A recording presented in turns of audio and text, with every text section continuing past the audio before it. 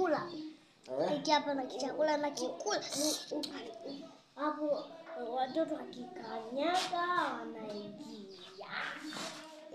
Ndio maana yani Mungu anawapenda sana watoto. Kwa hiyo watoto kama watoto inabidi mchunge sana.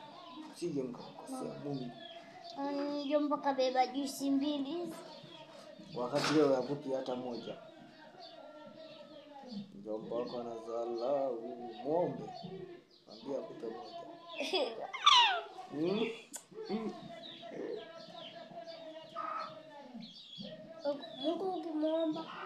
Mungu ukimwomba anakupa.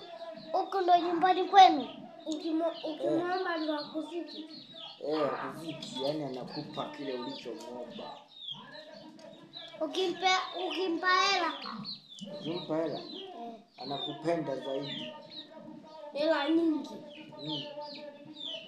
Ukimpa hela zote. Wewe unakosa. Sasa taishije wewe bila hela? Alafu Mungu waga hapewi hela. Mungu waga anapewa moyo. Ukimpa moyo hapo sasa moyo wako ukikabidhi kwa Mungu. Yani utakuwa mzima milele.